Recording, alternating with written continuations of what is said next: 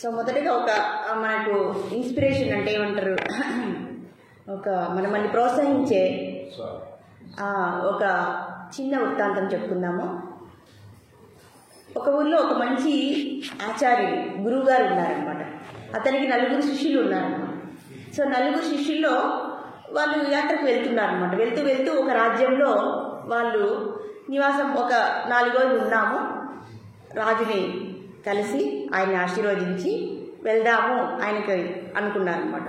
So ఎప్పుడైతే ఈ గురువు గారు 4 శిష్యులతో ఆ ఊరి యొక్క ఆ రాజ్యం యొక్క రాజుని కలిసి ఆయన్ని ఈ రాజ్యంలో ఉన్నటువంటి విశేషాలన్నీ తెలుసుకొని అలాగే రాజుకి ఇవ్వవలసినటువంటి ఏవైనా సరే సలహాలు, సూచనలు, బోధనలు అలా ఏమన్నా ఉంటే అవి ఇచ్చేసి ఆ రోజంతా గడిపారనమాట. ఆ రాజ్యంలో ఆ రాజ్యం చాలా ఎలా ఉందంటే మనకు చాలా విలాసవంతంగా ఉందన్నమాట. ఎక్కడ చూసినా అందమైన భవనాలు, కట్టడాలు, ఇలా ఎవరూ కూడా పేదగా లేరనమాట ఆ రాజ్యంలో. సో ఎప్పుడైతే ఈయన వెళ్ళారో ఆ రాజ్యంలో అందరికీ చాలా బాగా అనిపించింది అనమాట. రాజుగారు చాలా మంచి ఆతిథ్యం ఇచ్చారనమాట. మన సద్గురువులు మన రాజ్యానికి ఇచ్చేశారు కాబట్టి ఆయనకి అన్ని విధాలా ఆయన్ని సత్కరించారు. మంచి విలాసవంతమైనటువంటి ప్రసాదాలు, వాళ్లకు అన్ని రకాల యొక్క సౌలభ్యాలు, సౌఖ్యాలు, వసతులు అన్నీ కల్పించి ఒక 4 రోజులు ఆ రాజ్యంలో గడిపి వాళ్ళ వచ్చినటువంటి కర్తవ్యం ఏదైతే ఉందో అది అయిపోయిన తర్వాత ఇంకా గురువుగారు రాజుకు ఇంకా విశ్రాంతి తీసుకుంటామని చెప్పి వెళ్ళిపోదాం అనుకున్నారు అనమాట. ఈ 4 శిష్యుల్లో ఒక శిష్యుడికి ఇలా విషయభోగాల మీద చాలా ఆసక్తి అనమాట. అబ్బా ఎంత సౌభాగ్యం, ఎంత సుఖాలు ఉన్నాయి, రాజు ఎలాంటి సౌకర్యాలు మనకు కల్పించి, ఎంత మంచి భవనాల్లో మనం ఉన్నాము, ఎన్ని రకాల ప్రాకారాలు ఉన్నాయి, ఎన్ని రకాల ప్రసాదాలు ఉన్నాయి, ఎంత అందంగా ఉంది, ఎక్కడ చూసినా నృత్యాలు, అలాగే అందమైనటువంటి విన్యాసాలు, వీటన్నిటితో కనువిందు అయినారనమాట వాళ్ళు. ఈ శిష్యుడికి ఏమనిపించింది, మీరందరూ వెళ్ళిపోండి, నేను ఇక్కడే కొన్ని రోజులు ఇంకా గడిపేసి రాజు యొక్క ఆతిథ్యం స్వీకరించి మళ్ళీ మనకు ఈ జన్మలో మళ్ళీ ఇలాంటి అద్భుతమైనటువంటి అవకాశం వస్తుందో రాదో, నేను ఇప్పుడే అన్ని సౌఖ్యాలు అన్ని గడిపేసి విలాసాలు గడిపేసి నేను తిరిగి మీతో వస్తాను అని చెప్పారనమాట. ఎంత చెప్పినా ఆయన వినలేదనమాట. ఇంకా గురువుగారు ఇచ్చేశారు. ఇంకా ఆ గురువుగారు నెక్స్ట్ వేరే రాజ్యంలోనికి ప్రవేశించారనమాట. ఈ శిష్యుడు ఇక్కడే ఉండి ఎంతో బాగా సౌఖ్యం అనిపిస్తున్నాడండి. ఆ రాజమహల్లో ఆయన కలిగేటటువంటి విందులు, వినోదాలు చాలా చాలా బాగున్నాయి. ఒకరోజు ఏమైందంటే సాయిరమ్మ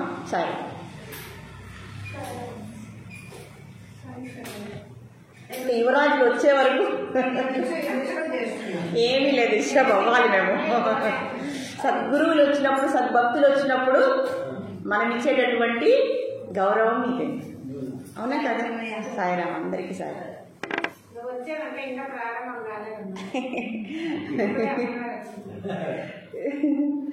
సో ఆ విధంగా ఆ శిష్యుడు అక్కడే ఉండిపోయారనమాట. ఇంతలో ఏమైందంటే రాణివారి యొక్క ఆభరణాలు ఎవరు దొంగలించారనమాట ఆ రాత్రికి. ఈయన ఇంకా విలాసవంతంగా గడుపుతున్న రాజమహల్లోనే ఉన్నారు. రాణివారి యొక్క ఆభరణాలు ఏవైతే కడియాలు, గాజులు ఇవన్నీ ఉంటాయో అవన్నీ కూడా ఎవరు దొంగలించారనమాట. ఇంకా రాణిగారికి చాలా కోపం వచ్చింది. ఇదేంటి, మన రాజ్యంలో అందరినీ పిల్లల్లాగా చూస్తున్నాము, మన వాళ్ళలాగా చూస్తున్నాము, మరి నా ఆభరణాలు అపహరించవలసినటువంటి అవసరం ఏమొచ్చింది అనేసి మహారాణి వారికి చాలా బాధ వేసింది. ఆ బాధే కోపంగా మారింది అనమాట. ఇంకా రాజ్యమంతా దండోర వేసించారనమాట. ఎవరు ఈ ఆభరణాన్ని తస్కరించారు, ఎవరు దొంగలించారు, ఒకసారి కనుక్కోండి అని చాటింపు వేశారనమాట సైన్యాధిపతితో. ఇంకా మొత్తం చాటింపు వేశారు. ఎవరు వచ్చి మీరంతకు మీరు వచ్చి ఇక్కడికి లొంగిపోండి, మీరేదో తెలియక అజ్ఞానంలో చేశారు, మీరు లొంగిపోండి, మిమ్మల్ని మేమేమనము, ఇలా మీకేం శిక్ష వేయము అని చెప్పారు. అయినా కూడా దొంగలు వింటారండి, వినరు కదా. సరే అని ఎవరు ముందుకు రాలేదనమాట. ఇంకా నెక్స్ట్ భాగంగా ఏం చేశారు, ఇంకా మనం బలవంతంగా వాళ్ళని పట్టుకొని శిక్షించాలి అని చాటింపు వేశారు ఆ మరుసటి రోజు. సో ఇంకా అందరినీ పట్టుకున్నారు, ప్రయత్నించారు, దొంగ ఎవరు దొరకలేదు. ఇంకా ఏమైంది అంటే ఇంకా రాణి వారికి ఇంకా గాజులు ఉంటాయి కదండి, ఇంకా వేరే గాజులు ఉంటాయి కదా, ఆ గాజులు తీసుకుని ఎవరైతే ఈ గాజులు ఎవరికైతే పడతాయో ఆ సైజు ఉంటుంది కదండి, ఈ గాజులు అయితే ఎవరి హస్తాలకి ఎవరి చేతులకైతే సరిపోతాయో వాళ్ళే దొంగలుగా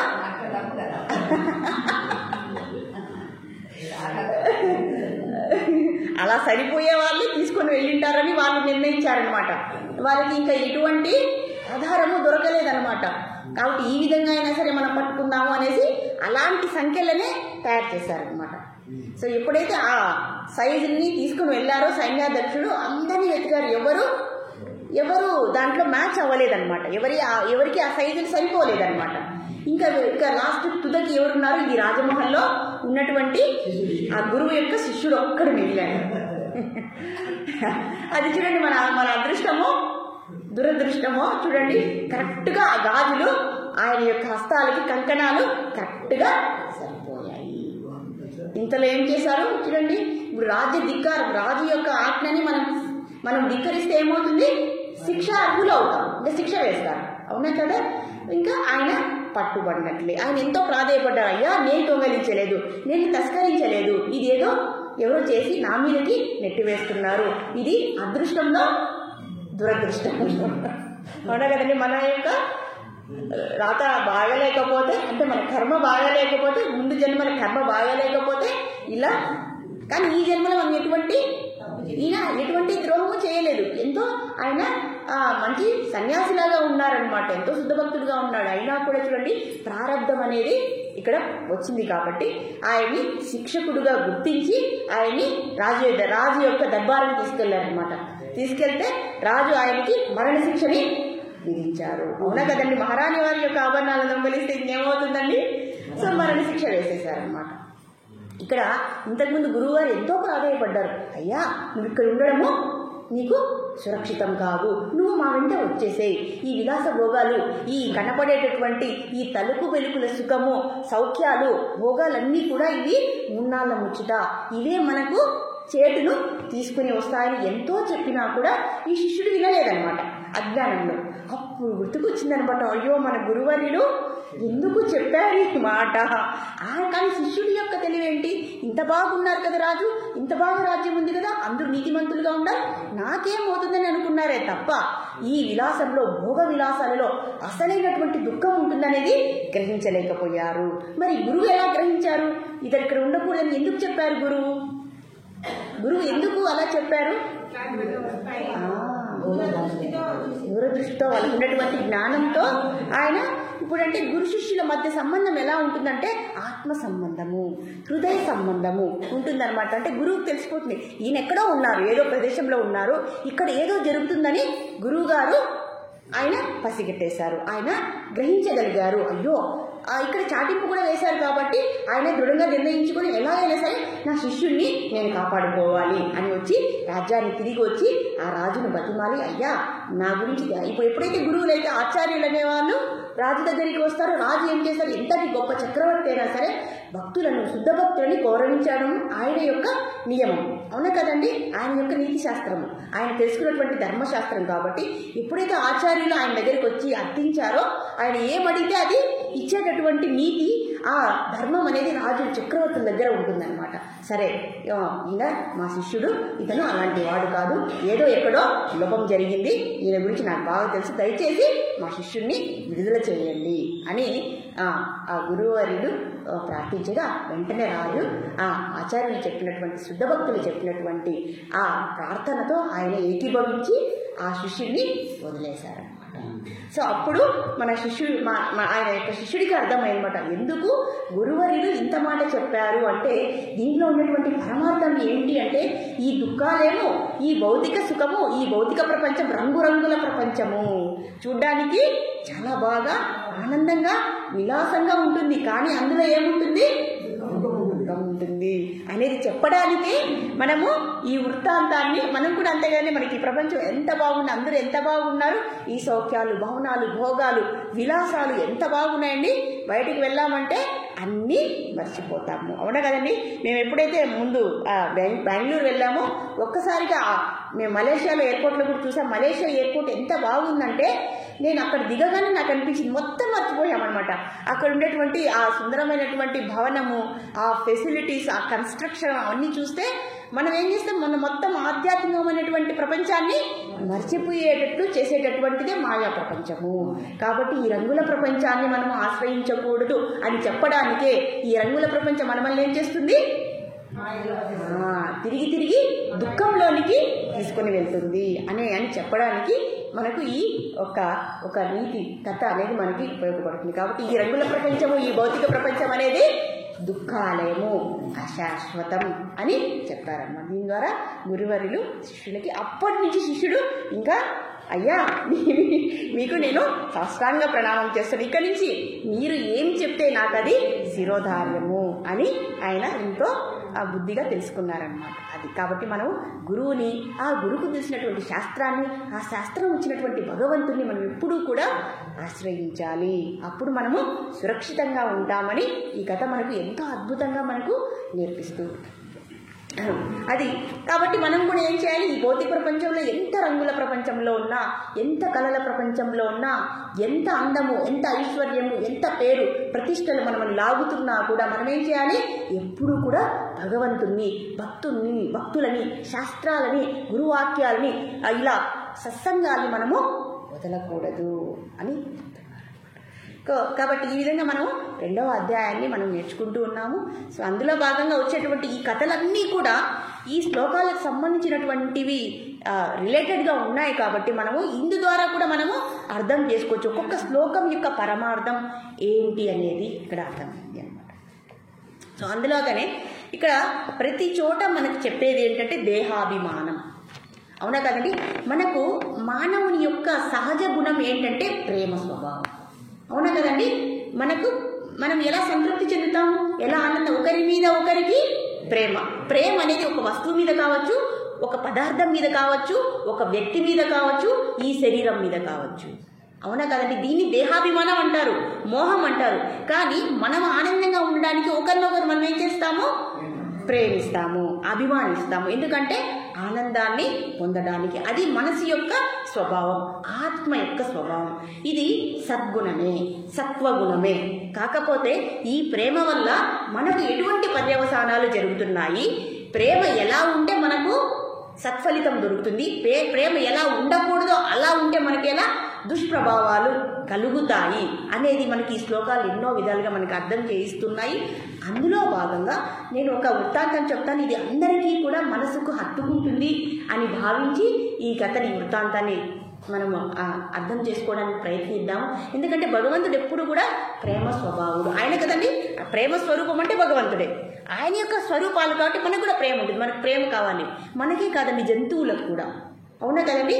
జంతువులు కూడా చూడండి ఒకరినొకరు ప్రేమ అనేది ఒకరి మధ్య భావోద్వేగాలు అనేవి ఉంటాయి, మనోభావాలు అనేవి ఉంటాయి. ఆ విధంగా ఆనందించడం, సంతృప్తి పరచడం ఇలా చేస్తూ ఉంటాం అన్నమాట. కాబట్టి ఎలాంటి ప్రేమను మనము అభివృద్ధి చేసుకోవాలి, దానివల్ల ఎలాంటి ఫలితం కలుగుతుంది అనేది చాలా ముఖ్యం. ఎవరంటే వారిని, దేన్నంటే దాన్ని మనం ప్రేమించామనుకోండి, అది ఎక్కడికి తీసుకెళ్తుందో ఇప్పుడు మనం అర్థం చేసుకుందాం. అవునా కదా? ఒక అమ్మాయి, ఒక అబ్బాయి ఉండేవారు అనమాట. ఇద్దరు ఒక సంపన్నులు అనమాట. సంపన్నమైన కుటుంబాలు 2 ఉన్నాయి. అంటే మీరు ఏమన్నా అనుకోవచ్చు, అనిల్ అంబానీ అనుకోవచ్చు, ఇంకో అంబానీ అనుకోవచ్చు అనమాట. ఇలా 2 కుటుంబాలు ఉన్నాయి. వాళ్ళకి చాలా సంపద ఉందండి, వాళ్ళకి ఎటువంటి లోపం లేదు. కానీ ఆ ఇద్దరు వ్యక్తుల మధ్య శత్రుత్వం కూడా అంతే ఉంది. వాళ్ళకి 2 వ్యక్తులు ఉన్నారు, వాళ్ళ మధ్య ఎంత సంపద ఉందంటే అంత దేశాలకు వాళ్ళ యొక్క ఖ్యాతి ప్రాకిందనమాట. కానీ వాళ్ళిద్దరి మధ్య అంతే శత్రుత్వం ఉంది. ఇప్పుడు ప్రేమ వర్సెస్ ద్వేషం, ప్రేమ ఒక పక్క, ద్వేషం ఒక పక్క. ఇది కూడా మనం అర్థం చేసుకోవడానికి ప్రయత్నిద్దాం. అవునా కదండి? సో ఎప్పుడైతే వీళ్ళ మధ్య అంత శత్రుత్వం ఉందనమాట, ఈయనను చూస్తే ఆయనకు కాదు, ఆయనను చూస్తే ఈయనకు కాదు, ఈయనకు ఒక కొడుకు, ఈయనకి ఒక కూతురు. సినిమాలు అలాగే అండి. సినిమాలు కూడా ఎలా తీస్తారండి, మన శాస్త్రాల్లో ఉన్నటువంటి ఆ జ్ఞానం ఏదైతే ఉందో వాటిని ఆధారంగా తీసుకొని సినిమాలు తీస్తారు. లేకపోతే అవి ఎలా మనం చూస్తామండి? అవునా కదా? ఏదైనా వేదాల నుంచి, పురాణాల నుంచి, ఇతిహాసాల నుంచి, రామాయణాల నుంచి కూడా వచ్చినటువంటి ఈ కథా జ్ఞానమే అనమాట. సో వీళ్ళు అనుకోకుండా ఈ అమ్మాయి, అబ్బాయి ఇద్దరు వాళ్ళ చూపులు కలిశాయి, వాళ్ళిద్దరూ ఒకరినొకరు ప్రేమించుకున్నారు. ఎలా అయిపోయిందంటే వాళ్ళిద్దరి పరిస్థితి, వాళ్ళ తల్లిదండ్రులు ఎవరైతే ఉన్నారో వాళ్ళ శత్రుత్వాన్ని మర్చిపోయేంతటువంటి ప్రేమ వాళ్ళిద్దరి మధ్య చిగురించింది. వాళ్ళు యవ్వనంలో ఉన్నారు కదండి, ఒకరి మధ్య ఒకరికి ఆకర్షణలు అనేటివి ఉన్నాయి. ఏమనుకుంటారు, ఈ అమ్మాయి చాలా అందమైందనమాట, ఇంకా 7 ఊళ్ళలో ఎవరు లేరనమాట, ఈ అబ్బాయి కూడా ఇంకా అందమైన వాడు, వాళ్ళకి అందం ఉంది, ఐశ్వర్యం ఉంది, ప్రేమ కూడా ఉంది. కానీ వాళ్ళ తల్లిదండ్రులకు వీళ్ళకి ఎంత ప్రేమ ఉందో వాళ్ళిద్దరికీ ఒకరినొకరికి ద్వేషం అనేది ఉంది. చూడండి, ప్రేమ ఎంత స్థాయిలో ఉందో ద్వేషం కూడా అంతే స్థాయిలో ఉంది. వాళ్ళ యొక్క పరిస్థితి, వాళ్ళ యొక్క భవిష్యత్తు ఎలా వెళ్ళిందో ఇప్పుడు మనం అర్థం చేసుకుందాం అన్నమాట. సో ఎప్పుడైతే వీళ్ళిద్దరూ ప్రేమించుకున్నారో ఈ విషయం వీళ్ళిద్దరూ చాలా సీక్రెట్గా అంటే చాలా రహస్యంగా, వెరీ గుడ్, అద్భుతంగా ఉన్నారు ఇక్కడ. సో రహస్యంగా బాగా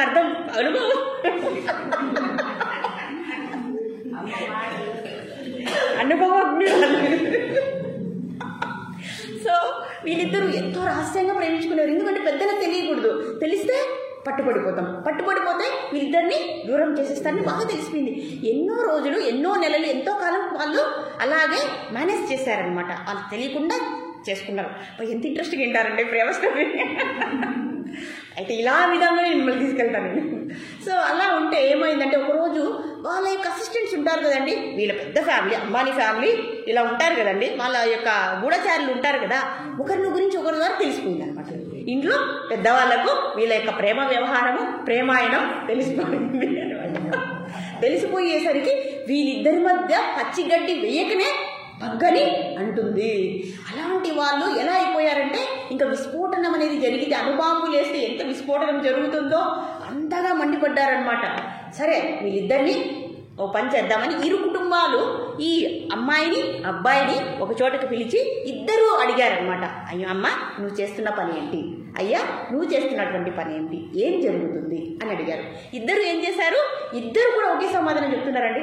ఈమె వేరే వాళ్ళ ఇంట్లో, ఆయన ఇంట్లో ఉంది, ఈ అబ్బాయి వేరే వాళ్ళ ఇంట్లో ఉన్నారు. కానీ వాళ్ళిద్దరి మాటలు, ఒకే పదాలు, ఒకే అర్థం, ఒకే భావం, ఒకే ప్రేమతో వాళ్ళు మాట్లాడుతూ ఉన్నారనమాట. అది మీకు ఎలా తెలిసిందంటే మనకు ముందు తెలిసింది. సో నీకు ఎందుకు ఆ అబ్బాయి నచ్చినాడు అని అడిగినారంట. మొదటి అమ్మాయి కదండి, అమ్మాయే ముందు చూడండి. సో అప్పుడు అడిగి, నాకు ఆయన ఎంతో అందగాడు, చాలా ఆజానుబాహుడు, నాకు చాలా అందంగా చాలా ఉన్నాడు కాబట్టి నాకు బాగా నచ్చాడు అని చెప్పారు. ఈ అబ్బాయిని అడిగితే ఆ అమ్మాయి అతిలోక సుందరి కాబట్టి ఆమె అందమునన్నీ ఆకర్షించింది కాబట్టి ఆమె అంటే నాకు ప్రాణం అని చెప్పారండి. ఇద్దరు ఒకే సమాధానమే చెప్పారు. కారణం అండి, ఎందుకు మీ మధ్య ప్రేమ, ఆ ప్రేమకు గల కారణం ఏంటి అంటే అందం అండి, అందం అయిపోయింది. సరే మరి అందం ఒకటేనా, ఇంకా ఏమన్నా ఉందా అంటే లేదు, అందం. సరే మీరు ఈ ప్రేమని ఇంతటితో మర్చిపోవాలి, మీరిద్దరూ విడిపోవాలి, మీరిద్దరూ దూరంగా ఉండాలి అని ఎప్పుడైతే ఆంక్షలు విధించారో సపరేట్గా వాళ్ళు అన్నారు, మేమిద్దరూ విడిపోయే సమస్య లేదు, మీరు ఒప్పుకోకపోతే మేము బయటికి వెళ్ళిపోయి మేమిద్దరు వివాహం చేసుకొని మేము దూరంగా ఉండాము అన్నారు. తల్లిదండ్రులకు ఎంత బాధేస్తుందండి, అంటే మా ప్రేమను దాటిపోయేంత ప్రేమ మీ ఇద్దరి మధ్య ఎంతకాలంగా ఉంది అని అడిగారు. సుమారు 1 సంవత్సరం కదండి, కానీ తల్లిదండ్రుల ప్రేమ ఎన్నో ఏళ్ళు ఉంటుంది కాబట్టి తల్లిదండ్రుల ప్రేమను కూడా దాటిపోయిందండి ఈ ప్రేమ. అవునా కదండి? ఇప్పుడు ఈ ప్రేమ నిజమైనదా, స్వచ్ఛమైనదా కాదా, ఇలాంటి మిథ్యానం లేదా ఆకర్షణతో కూడుకున్నదా అని కూడా మనం పరీక్షించవచ్చు అనమాట.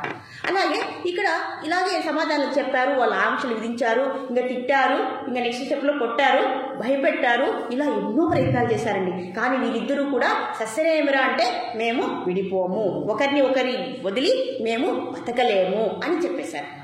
సో ఇలా కాదని చెప్పి ఎవరో పెద్దల ద్వారా, మీలాంటి పెద్దల ద్వారా చెప్పించారు, నాలాంటి వాళ్ళ ద్వారా చెప్పించారు, ఊర్లో ఉండే వాళ్ళందరి దగ్గర చెప్పించారు. ఎంతమంది చెప్పినా వాళ్ళ ప్రేమ ఏమవుతుంది, వాళ్ళు చెప్పే కొద్దీ ఇంకా బాగా అనుభవం ఉందని మీకు.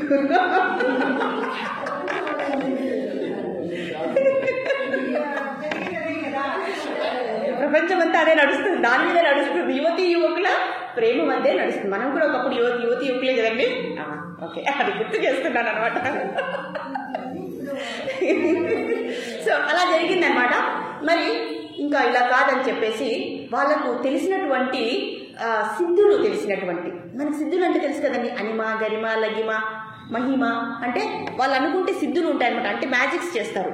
అంటే చిన్నగా అనుకుంటే చిన్నగా అయిపోతారు, పెద్దగా అంటే పెద్దగా అయిపోతారు, లావుగా అంటే లావు అవుతారు, గాల్లో తేలుతారు, నీటిలో నడుస్తారు. ఇలా ఒక ప్లానెట్ని కూడా కావాలంటే సృష్టిస్తారు, ఒక గ్రహం నుంచి ఇంకో గ్రహానికి వెళ్ళిపోతారు. ఇలా అనేక సిద్ధులు ఉన్నాయన్నమాట. అష్టసిద్ధి అనేది వాళ్ళకు ఉందన్నమాట. వాళ్ళు కాలజ్ఞానంతో, భవిష్యత్ జ్ఞానంతో వాళ్ళు ఏం జరుగుతుందో కూడా చెప్పేయగలిగినటువంటి సామర్థ్యం, జ్ఞానం కలిగినటువంటి ఇద్దరు గురువుల్ని తీసుకొని వచ్చారనమాట. తీసుకొచ్చి వాళ్ళకి ఇద్దరు కలిసి చెప్పారు, అయ్యా మా పిల్లలు ఇలా అయ్యారు, మా పిల్లల్ని మీరు ఏం చేస్తారో, మీరు కౌన్సిలింగ్ ఇస్తారో, లేదా బోధిస్తారా, లేదా భయపెడతారా, లేదా మంత్రోపదేశం చేస్తారా, అంతకీ కాకపోతే ఏం చేయాలి, వీళ్ళ శరీరాలను తీసివేసేయాలి, తీసివేసి ఇంకొక శరీరంలోని కావాలంటే ప్రవేశపెట్టండి. అంటే వాళ్ళకి తెలుసు అనమాట, తాత్వికం అనేది తెలుసు అనమాట. వాళ్ళు అనుకుంటే ఈ శరీరాలని, ఈ ఆత్మని ఇంకొక శరీరాల్లో ప్రవేశపెట్టేటటువంటి మనకు తెలుసు కదండి. ఆ తాత్విక ఏమంటారు, మంత్ర జ్ఞానం, పరకాయ ప్రవేశం అంటే మనం అనుకోని చేసేది పరకాయ ప్రవేశం అనమాట. సో ఆ తాత్విక జ్ఞానం, తాత్వికత అనేది వాళ్ళకి తెలుసు అనమాట. మంత్రంతో వాళ్ళు ఏదో మంత్రంతో ఏదో చేసేస్తారనమాట. అంటే ఈ జన్మ నుంచి ఒక శరీరంలోకి వెళ్ళిపోతారు. సో వీళ్ళు మొదటిగా ప్రయత్నించారు, బోధించారు, అలాగే మంత్రోపదేశంతో కూడా ప్రయత్నించారు. ఈ మంత్రం చెప్తే ఓం ఏదో సంథింగ్ ఏదో చెప్పేస్తారు, ఓం బూమ్ బూమ్ బూమ్ అని. అది చెప్పినా కూడా అవి కూడా వర్కౌట్ చేయలేదు అనమాట. వీళ్ళకి రాను ఇంకా ఎక్కువైపోతుంది. మా ప్రేమ అయ్యా మీరు అన్నము అని అంటున్నారు, బాగానే ఉంది. అన్నం అనేది ఎన్ని రోజులు ఉంటుంది? మీరు ఇప్పుడు చాలా యవ్వనంలో ఉన్నారు. కొన్ని రోజుల తర్వాత ఏమవుతుంది? మీ అన్నము చర్మం ముడతలు పడుతుంది, పళ్ళు ఊడిపోతాయి, తెల్ల వెంట్రుకలు వస్తాయి. అప్పుడు మీ ప్రేమ మీ అన్నం ఏమవుతుంది అని అడిగారు. అయ్యా మా ప్రేమ అన్నంతో మొదలైంది, పర్వాలేదు, కానీ ఇప్పుడు అన్నంతో ముడిపడలేదు. మేము ఎలా ఉన్నా సరే మేము ఒకరికొకరిని కోరుకుంటూ ఉన్నాము. కాబట్టి ఇప్పుడు అన్నం అనేది ప్రసక్తి కాదు మాది. కాబట్టి మీరు ఆ యాంగిల్లో రావద్దండి అని చర్చించారు అనమాట. ఇంకా వీళ్ళకి అర్థమైపోయింది, వీళ్ళు ఏం చెప్పినా వినరు అని. ఏదో మంత్రం ఉపాయం చేశారు, మంత్రం కూడా పనిచేయలేదు. బోధించారు, అది పనిచేయలేదు. జ్ఞానం పనిచేయలేదు. ఇలా కాదని చెప్పి తిరిగి వాళ్ళ పెద్దవాళ్ళ దగ్గరికి వచ్చేసారు అనమాట. అయ్యా మీ పిల్లలు వినే పరిస్థితిలో లేరు, వాళ్ళ ప్రేమ అంత గాఢంగా ఉంది, ఎంత చేసినా వేరు చేయలేనటువంటి శక్తి వాళ్ళిద్దరు, దయచేసి వదిలేద్దాము. కాబట్టి మీరు వాళ్ళకి ఎంత ప్రేమ ఉందో మీకు కూడా అంతే ద్వేషం ఉంది. మేము అర్థం చేసుకునేది ఏమంటే మీ ద్వేషం కూడా తక్కువేమీ లేదు అని అంటున్నారు. అంటే అయ్యా మేము మిమ్మల్ని ఎందుకు పిలిపించామో, వాళ్ళిద్దరిని విడగొట్టండి, వాళ్ళ ప్రేమను విడగొట్టండి అని కదా మిమ్మల్ని పిలిపించాము. మీ ఉపదేశాలు మాకెందుకు అని చెప్పారనమాట. ఆగ్రహించి మేము చెప్పింది మీరు చెయ్యండి, ఇంకా అది వీలు కాకపోతే శపించండి, శపించి వేరే శరీరాల్లోకి ప్రవేశపెట్టేయండి అన్నారు. ఎంత చెప్పినా లేదు. ఇంకా వీరిద్దరు తాత్వికులు ఏం చేశారు, సరే మీకు చూపిస్తాం, 3 జన్మలు చూపిస్తాం వాళ్ళిద్దరిని. ఎన్ని జన్మలు చూపిస్తాము? 3 జన్మల్లో వాళ్ళిద్దరూ విరోధులుగా ఎలా ఉంటారు? ఆ జన్మలో విరోధులుగా అంటే ఏంటి? పాము ముంగిస, అది ఫస్ట్ జన్మ. వాళ్ళిద్దరిని ఏం చేశారు? ఒకరిని పాముగా, ఒకరిని ముంగిసిగా ప్రవేశపెట్టారు. ఇంకొక జన్మలో, 2వ జన్మలో గద్ద పాము, ఇంకొక జన్మలో ఆ విధంగా చేశారు. ఒక జన్మ అయిపోయింది. పాము ముంగిస అని చెప్పాము కదండి. పాము జన్మలోకి ముంగిస జన్మలోకి వెళ్ళిపోయారు. అప్పుడు కూడా వాళ్ళు ఎలా ఉన్నారు? పాము ముంగిస ఏం చేస్తారంటే, పాము కనబడితే ముంగిస ఏం చేస్తుంది, ముంగిస కనబడితే పాము ఏం చేస్తుంది? వైరం కదండి వాళ్ళిద్దరికి. కానీ ఆశ్చర్యంగా ఏమైంది, ఆ ఇద్దరు కూడా చాలా సన్నిహితంగా, ఎంతో స్నేహంగా, ఎంతో ప్రేమగా వెలుగుతున్నారంటండి. వాళ్ళిద్దరినీ తీసుకొని వాళ్ళ తల్లిదండ్రుల్ని ఈ ఇద్దరి జన్మ యొక్క మొదటి జన్మను చూపిస్తున్నారన్నమాట. మొదటి జన్మ యొక్క అనుభవం, వాళ్ళ యొక్క వ్యవహారాన్ని చూపిస్తున్నారన్నమాట తల్లిదండ్రులకు. వాళ్ళిద్దరు ఎంతో అన్యోన్యంగా భార్యాభర్తలుగా ఉన్నారనమాట. ఏ మాత్రమో ప్రేమ తగ్గలేదు. ఆ జన్మ అయిపోయింది. సరే, ఈసారి గద్ద పావురం ఆ జన్మల్లోకి ప్రవేశపెట్టారనమాట ఈ ఆత్మని. అప్పుడేమైంది, ఆ జన్మల్లో కూడా అనుకోకుండా ఎంత అనురాగం అంటే వాళ్ళిద్దరి మధ్య ఎటువంటి వైరము లేదు, ఎటువంటి ద్వేషము లేదు, అంత గాఢంగా ఆ జన్మలో కూడా ప్రేమించుకుంటూ ఉన్నారనమాట వాళ్ళిద్దరు. చూడండి, వాళ్ళకి మరీ ఆశ్చర్యం. సరే, ఇంకొక 3వ జన్మ లాస్ట్ ఒకటి ఉంది, అది కూడా ప్రయోగిద్దాము అంట. 3వ జన్మలో ఏంటి? పిల్లి ఎలుక. పిల్లి ఎలుక ఏమవుతుందండి, ఆకలి కొన్న పిల్లి ఏం చేస్తుంది, తీసుకొని స్వాహా చేస్తుంది. అవునా కదండి? అప్పుడు కూడా వీళ్ళు ఒకరినొకరు ద్వేషించకుండా ఎంత ప్రేమగా ఒకరి మీద ఒకరికి ఆడుకుంటూ ఉన్నారనమాట. అప్పటికి వీళ్ళ తల్లిదండ్రులకు దిమ్మ తిరిగిందనమాట. ఇదేంటి ప్రేమ రా దేవుడా, దేవదాసుని కూడా మించిపోయింది అని చెప్తూ ఉన్నారనమాట. వాళ్ళకి ఆశ్చర్యం వేసింది, వాళ్ళకి అర్థమైపోయింది ఇది తెగే ప్రేమ కాదు. అదే కదండి మేము చెప్పాము. మేము చెప్తే మీరు విన్నారా? మీకు ఇప్పుడు చూపిస్తే ఏమైంది, వాళ్ళ ప్రేమ ఎంత గాఢమైనది. 3 జన్మలైనా కూడా వాళ్ళు ఇంకా వాళ్ళ ప్రేమ ఇంకా పెరిగిపోతూ ఉందన్నమాట. ఇంకా ఏం చేయాలో వాళ్ళకి అర్థం కాలేదు. అప్పుడు వీళ్ళు చెప్పారనమాట, ఈ గురువులు చెప్పారు, మీరు ఒక పని చేయండి, మీరు వాళ్ళ ద్వేషము మీ ప్రేమ కంటే వాళ్ళ ప్రేమ కంటే మీ ద్వేషం ఎక్కువ అయిపోయింది, మీరన్నా మానరాదా? అవునా కదా? వాళ్ళు ఏకాగ్రతతో ప్రేమించుకుంటున్నారు. ప్రేమ అనేది ఒక సుగుణం. మరి వాళ్ళ ప్రేమ ఎప్పుడు ఎప్పుడు ఎండ్ అవుతుంది, ఎప్పుడు పరిసమాప్తం అవుతుంది అని అడిగారు. వాళ్ళ ప్రేమ ఎప్పుడు కూడా పరిసమాప్తం కాదు. ఎందుకంటే ఆ ప్రేమ అనేటువంటి సంస్కారము ఎంత గాఢంగా ఉండడం వల్ల ప్రతి జన్మలో వాళ్ళు తిరిగి పుడుతూ ఉన్నారనమాట. ఏదో సినిమాలో చూపించిన లాగా, మగధీర సినిమాలో లాగా అలా పుడుతూనే ఉందనమాట. ఎప్పుడుకి ఎండ్ అవుతుంది అనేటువంటి ఒక ప్రశ్న వచ్చింది, ఒక ప్రశ్న తలెత్తింది. అప్పుడు వాళ్ళు చెప్పారు, ఏ పని నువ్వు సత్వగుణం, ప్రేమ అనేది సత్వగుణం. ఆ సత్వగుణం ఎప్పుడవుతుంది, వీళ్ళు ఎన్ని జన్మలు ఎత్తినా భార్యాభర్తలుగా ఆనందిస్తారు. ఆనందించినా కూడా వాళ్ళ యొక్క అసలు ప్రయోజనం ఏంటి? అసలు మానవ జన్మలో కానీ ఏ జన్మలో కానీ సరైనటువంటి అభివృద్ధి అంటే ఏంటంటే భగవంతుని దగ్గరికి వెళ్ళిపోవడం. ఆ శరీరాన్ని చాలించి సంస్కారం చేసుకొని వాళ్ళు జ్ఞానాన్ని తీసుకొని తిరిగి శరీర రాహిత్యం చేసుకోవడము, జన్మ రాహిత్యం చేసుకోవడమే అసలైన లక్ష్యం జీవుడికి. అవునా కదండి? కానీ వీళ్ళ లక్ష్యము నెరవేరుతుందా? ఎన్ని జన్మలెత్తినా అవుతుందండి. ఇప్పుడు ముంగిసిగా ఉన్నారు, పాముగా ఉన్నారు, ఆ జీవితాన్ని గడపాలి కదా, అది దుఃఖమే కదా. కానీ వాళ్ళకి దొరికేటటువంటి చిన్న ఆనందం ఉన్నారు, ఆ చిన్న ఆనందం కోసమే తిరిగి పుడుతున్నారు అనమాట. మరి ఎప్పుడు ఎండ్ అవుతుంది అంటే ఆ ప్రేమను, ఆ ఏకాగ్రతని, ఆ మనోచిత్తం ఏం చేయాలి? ఆ అచంచలమైనటువంటి ప్రేమని భగవంతుని మీద చూపించాలి.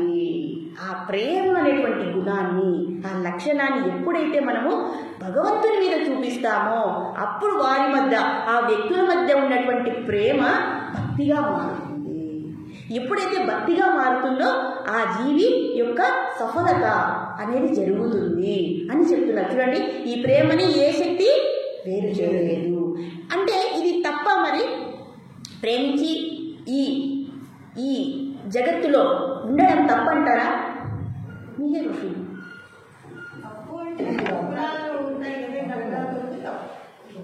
కానీ జన్మ యొక్క ఉద్దేశం అనేది మర్చిపోతున్నాం కదండి. అవునా కదా? జన్మ యొక్క ముఖ్య ఉద్దేశం ఏంటి? తిని తాగి పడుకోవడం కాదు, నిద్రించడం కాదు. జన్మ యొక్క అతి ముఖ్యమైనటువంటి నిగూఢమైనటువంటి ప్రధాన ఉద్దేశం వచ్చి జ్ఞానం తెలుసుకొని తిరిగి మన యొక్క స్వస్వరూపానికి వెళ్ళిపోవడము. మన యొక్క నిజమైన స్వరూపం ఏంటి? సచ్చిదానంద విగ్రహం. అవునా కదండి? ఆ పరమాత్మను పొందడమే ప్రతి జీవి యొక్క లక్షణం అనేది మర్చిపోయి వీళ్ళు దేహం అనుకొని ఆ దేహాన్ని తిరిగి పొందుతూ ఉన్నారు. కానీ అసలైనటువంటి ప్రయోజనం ఇక్కడ జరగడం లేదు అని ఇక్కడ చెప్తూ ఉన్నారు అనమాట. సో ఈ విధంగా ఈ ప్రేమ ఈ విధంగా అయింది. ఇంకొక స్టోరీలో ఏమైంది? అదే ప్రేమ ఏమైంది? ఒక సామంతరాజు ఉన్నారనమాట. ఒక సామంతరాజు తెలుసు కదా మీకు, రాజు సామంతరాజు. రాజు కింద ఉండే వాళ్ళని సామంతరాజు అంటే, సామంతరాజు ఏమంటే రాజు కింద ఉండి ఆయనకి కప్పాన్ని, ఆ డబ్బుల్ని, ఆ ట్యాక్స్ని పెట్టాలి, ట్యాక్స్ని పే చేయాలి. అప్పుడు రాజు అన్నది తీసుకొని ఆ రాజ్యాన్ని పరిపాలిస్తాడు. ఆయన ఒకసారి ఏమయ్యారు, ఆయనకి ఎంతో క్రూరుడండి ఆ వ్యక్తి ఎవరైతే ఉన్నారో సామంతరాజుడు. ఆయన యవ్వనంలో ఉన్నాడు. ఈ ప్రేమను చూడండి, ఇంకో లవ్ స్టోరీ. అదే ప్రేమతో ఈయన ఏమయ్యాడు? వీళ్ళు జన్మలు తీసుకుంటూనే ఉన్నారు ఈ స్టోరీలో, ఈ ప్రేమ కథలో. ఈ ప్రేమ కథలో ఏమైంది? అదే ప్రేమ ఏమైంది? వీళ్ళు ఇంకా జన్మరాహిత్యం అవ్వలేదు, తిరిగి జన్మ తీసుకుంటూ ఉన్నారు. కప్ప, పాము ఇలా చేసుకుంటూ పోతూ ఉన్నారనమాట. ఆ కప్ప జన్మ కూడా భరిస్తూ ఉన్నారు. ఇక్కడ ఏమైందంటే ఆ సామంతరాజు చాలా కఠినమైన వాడు. చాలా చంపాలంటే చంపాలి, కొట్టాలంటే కొట్టాలి, అలా కఠిన నియమాలు ఉన్నాయి. మేము యుద్ధంలో గెలిచామా అనేటువంటి ఆ మానసికమైనటువంటి సామర్థ్యం ఉన్నవాడు అనమాట. దయా జాలి కరుణ ఏమీ లేవు. ఆయన ఒక యువతిని చూశారంట, అందమైన ఒక యువతిని చూశారు. ఆమె విష్ణు భక్తురాలు అనమాట. ఎంతో విష్ణు భక్తురాలు. ఎప్పుడు కూడా స్వామిని, నారాయణని ఆమె జపించేది అనమాట. ఎప్పుడైతే ఆమెను చూశారో అట్లాంటి కఠినమైన వాడికి కూడా మనసులో ఏం కావాలి? ప్రేమ అనేది కావాలి. ఇంకా ఎప్పుడైతే ఈమెను చూశారో ఆయన ప్రేమలో పడ్డాడనమాట. సో ఈరోజంతా లవ్ స్టోరీస్ అనమాట ఈరోజు. సో ప్రేమలో పడి ఎలాగైనా సరే ఈమె నాకు భార్య కావాలి అని నిర్ణయించుకున్నారు. ఎప్పుడైతే అలా నిర్ణయించుకున్నారో ఆమె దగ్గరికి పోకుండా వాళ్ళ తండ్రి దగ్గరికి వెళ్ళి, అయ్యా నేను మీ కుమార్తెని ఇష్టపడ్డాను, నాకు మీ కుమార్తెనిచ్చి వివాహం చేయండి అని అడిగారనమాట. ఈయనకి దేవుడు అంటే ఏమి ఇష్టం లేదండి, కానీ ఆమె భక్తురాలు. సరే ఆయన ఏమన్నారు, ఈయన చాలా చాలా యోధుడు, ఈయన అనుకుంటే నన్ను కూడా యుద్ధంలో ఓడించేస్తాడు, కాబట్టి అవునలేడు కాదనలేడు. సరే ఒక పని చేస్తామని మీరు అడిగారు కాబట్టి మా కుమార్తెను ఒక మాట అడుగుతాం, ఆమె యొక్క ఒపీనియన్ అభిప్రాయం కూడా తెలుసుకుందాము అని అమ్మాయిని అడిగారనమాట. కుమార్తెను ఎప్పుడైతే అడిగితే ఆమె అనిందనమాట, ఇలా ఒక అతను ఉన్నారు, ఈ మంచి రాజు, ఆయన్ని నువ్వు వివాహం చేసుకోవడానికి నీకు ఇష్టమేనా అని అడిగాడనమాట వాళ్ళ నాన్న. అడిగితే ఆమె సరే నాకు ఇష్టమే, ఆయన గురించి నేను విన్నాను, కాకపోతే నన్ను వివాహం చేసుకునేవాడు విష్ణుభక్తుడే ఉండాలి. 2 కండిషన్స్ పెట్టిందండి ఆమె. ఏమి? నన్ను వివాహం చేసుకునేవాడు నాలాంటి వాడు, నాలాంటి. సో విష్ణు భక్తుడే ఉండాలి, ఆ వాసుదేవుని భక్తుడుగా ఉండాలి. 2వ కండిషన్, ఆయన నన్ను వివాహం చేసుకున్న తర్వాత ప్రతిరోజు 1000 మందికి ప్రసాదాన్ని అందించాలి, ప్రతిరోజు. ఇలా అయితేనే నేను వివాహం చేసుకుంటాను. ఆ తర్వాత నాకు ఎటువంటి అభ్యంతరం లేదు. నన్ను ఎంత బాగా క్యాచ్ చేస్తున్నారు మన వాళ్ళు. సో అలాగా చెప్పి నియమం పెట్టిందనమాట. ఈయన సరే ఇంకా ఆమె కావాలి కదండి, ఆమె నచ్చింది కదా, అతిలోక సుందరి, సరే ఆమె కండిషన్స్ ఒప్పుకునేద్దాం, ఫస్ట్ అయితే పెళ్లి చేసేసుకుందాం, మళ్ళీ ఏముంది ఇంట్లో పడింటారు ఆడవాళ్ళు, అలాగైనా ఫస్ట్ పెళ్లి చేసేసుకుందామని పెళ్లి చేసుకున్నారనమాట.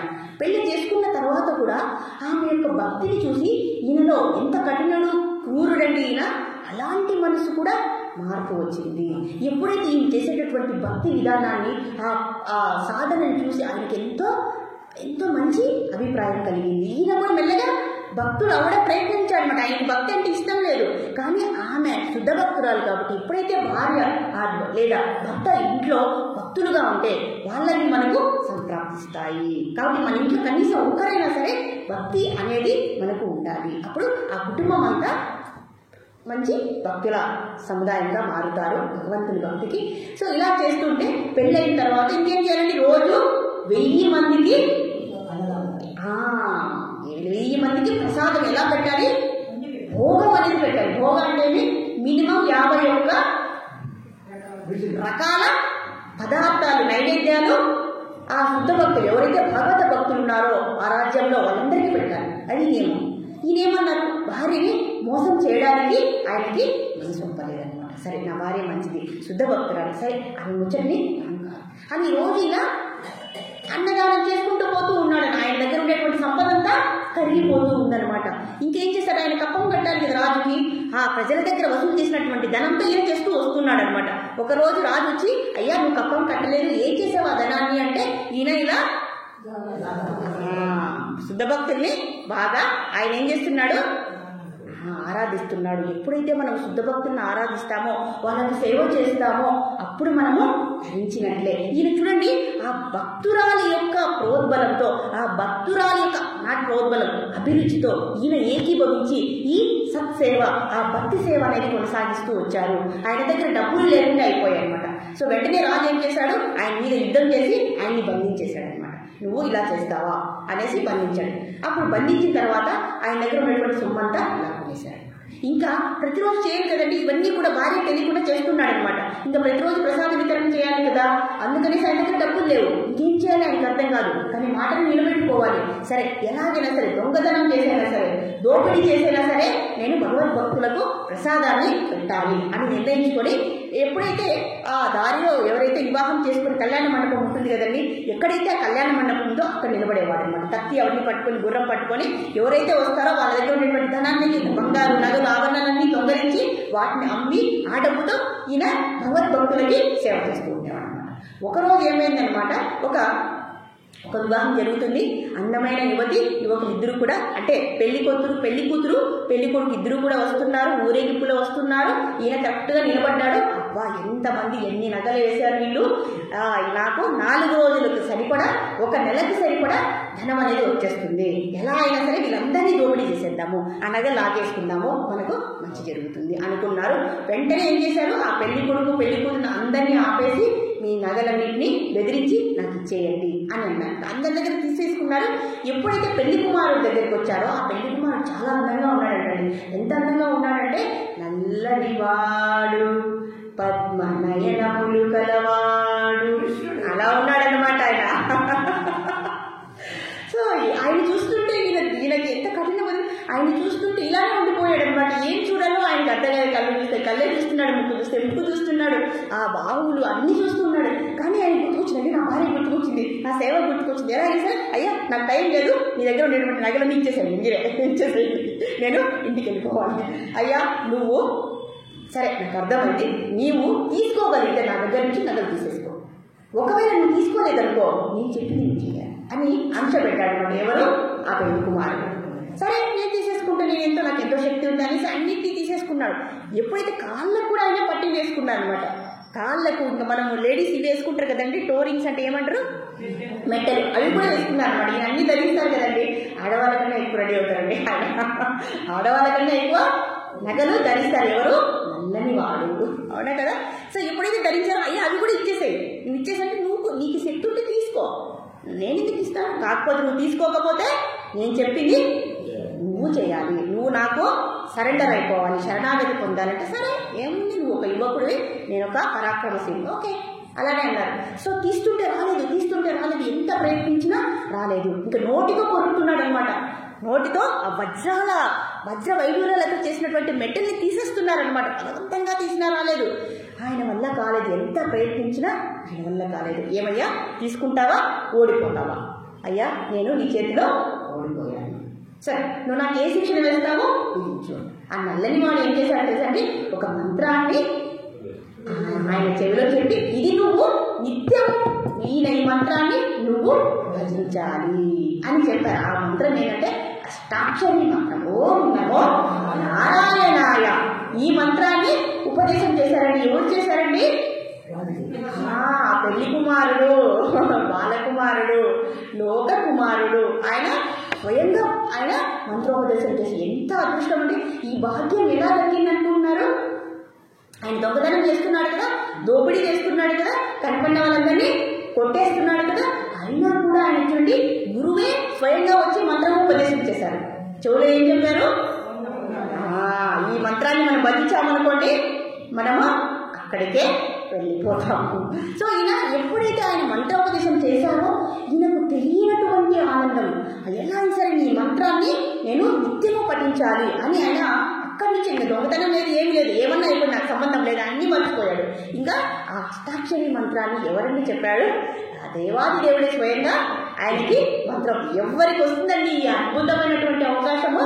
అవునా కదండి. ఓం నమో నారాయణాయ అనేటువంటి అష్టాక్షరి మంత్రాన్ని ఉపదేశం చేసిన తర్వాత మొత్తం ఆయన మనసు, ఆయన హృదయం అన్నీ కూడా మారిపోయాయి అనమాట. ప్రేమతో నిండిపోయింది. నేను ఇంకా ఈ నామాన్ని జపించాలి, నాకు ఇంకా ఏమీ అవసరం లేదు, భార్యను ఒప్పించాల్సిన అవసరం లేదు, ఈ సేవ నాకు అవసరం లేదని ఈ మంత్ర సేవనే చేసుకుంటూ ఆయన గడిపారు. ఎప్పుడైతే అలా ఆయన మంత్రోపదేశం చేస్తున్నారో ఆ వైకుంఠం నుంచి ఒక అందమైనటువంటి విమానము మనకు వచ్చేసింది అనమాట. అది ఎంత కాస్ట్లీ ఎయిర్లైన్స్ అండి, ఎక్కడా కూడా మనం చూసినామంట. ఆ వైకుంఠ విమానం అనేది, ఆ వైకుంఠ ద్వారపాలకులు వీళ్ళు, ఆ వైకుంఠ వాసులు అందరూ కూడా వచ్చేసారనమాట. అయ్యా మీరు ఇంకా బయలుదేరండి అన్న. ఈయనకు ఆశ్చర్యం వేసింది, అసలు మీరు ఎవరు, నన్ను ఎందుకు తీసుకెళ్ళాలనుకుంటున్నారు? నేను ఈ మంత్రం చేసుకుంటా, నాకేమీ అవసరం లేదు, నేను వైకుంఠ వాసులము, ఇన్ని వైకుంఠాన్ని తీసుకొని వెళ్ళిపోతాం. సరే బాగానే ఉంది, ఎందుకు తీసుకెళ్తున్నారు? నేను చేసినటువంటి సుకృతి ఏంటి? దొంగతనమా? దొంగతనం చేస్తే మీరు తీసుకుపోతాను, నీకేమైనా తెలివి ఉందా అసలు అని అడుగుతున్నాడు అనమాట. ఆయన చెప్పాడు, ఈ ఫలితం నీకు ఎందుకు కలిగింది తెలుసా? నువ్వు అలాంటి శుద్ధ భక్తురాల్ని భార్యగా పొందినావు, ఆమె కోరికను నెరవేర్చినావు, అలాగే శుద్ధ భక్తులైనటువంటి 1000 మందికి నిత్యము ప్రసాదం అనేది నువ్వు అందించావు. చూడండి ఎంత, చూడండి ఎప్పుడు కూడా శుద్ధ భక్తుల యొక్క సేవ అనేది భగవంతుని సేవ. చూడండి ఎన్ని చేశారు చూడండి. మళ్ళీ ఏం చేశారు? భగవంతుడే వచ్చేసారు నేరుగా వచ్చి ఆయనే మంత్రోపదేశం చేసిన తర్వాత ఆయన యొక్క స్థితి ఎలా ఉంటుందండి? ఆ దివ్యమైనటువంటి శరీరాన్ని పొందేటటువంటి అత్యున్నతమైనటువంటి శరీరము, అత్యున్నతమైనటువంటి ఆయన యొక్క పరిస్థితి అలా వచ్చే అద్భుతమైనటువంటి అవకాశం ఆయనకు కలిగింది. ఇక్కడ చూడండి ప్రేమ, భార్య మీద ఉన్నటువంటి ప్రేమ ఏమిగా మారింది? ఇది చెప్పడానికి స్టోరీ. ఇక్కడ ఏమైంది? ప్రేమ భక్తిగా మారింది. అచంచలమైనటువంటి ప్రేమ, స్థిరమైనటువంటి ప్రేమ, ఏకమైనటువంటి ప్రేమ ఏం మారింది? భక్తిగా మారింది. ఎప్పుడైతే ఆ ప్రేమతో, అదే ప్రేమతో భగవంతుని ఆరాధించాడో వెంటనే ఆ నామం జపిస్తూనే ఆయన వైకుంఠానికి వెళ్ళిపోయారు. ఇది అండి ప్రేమ మనకు ఉండవలసింది. మనకున్నటువంటి ప్రేమను ఎలా మార్చుకోవాలి? శాశ్వతమైనటువంటి, స్థిరమైనటువంటి, అత్యున్నతమైనటువంటి ప్రేమగా మారాలి తప్ప ఇలాంటి భౌతికమైనటువంటి వస్తువుల మీద, భౌతికమైనటువంటి వ్యక్తుల మీద ఆ ప్రేమను చూపించి ఎన్నో జన్మలెత్తి మనము దుర్గతిని పొందుతాము. కాబట్టి ఆ ప్రేమని భక్తిగా మార్చుకోవాలి అని చెప్పడానికే ఈ ప్రేమ కథ. అర్థమైంది కదండి? కాబట్టి మనం కూడా మన ప్రేమని భగవంతుని యొక్క ఆ శ్రీచరణాల మీద మనం ఆశ్రయిస్తూ మానవ జన్మ యొక్క అత్యున్నతమైనటువంటి లక్ష్యమైనటువంటి జీవితాన్ని మనము సార్థకం చేసుకునేదానికే మానవ జన్మ ఇచ్చారే తప్ప ఇంకో శరీరాలని పొందడానికి కాదు. ఈ శరీరం ఇచ్చినది ఒకే ఒక కారణం అండి, తిరిగి శరీరాన్ని పొందకుండా దివ్య శరీరాన్ని పొందడానికి. కానీ ఈ మలమూత్ర శేష్మాలు వదిలేటటువంటి శరీరం కాదు అనేది మనకు శాస్త్రాలు చెబుతున్నాయి. కాబట్టి దీన్ని అర్థం చేసుకొని మనము ఏ వస్తువు మీద, ఏ వ్యక్తి మీద, ఏ వ్యవహారం మీద మనము ప్రేమను చూపించాలి అనేది మనము అర్థం చేసుకోవాలి. హరే కృష్ణ హరే కృష్ణ కృష్ణ కృష్ణ హరే హరే, హరే రామ రామ రామ హరే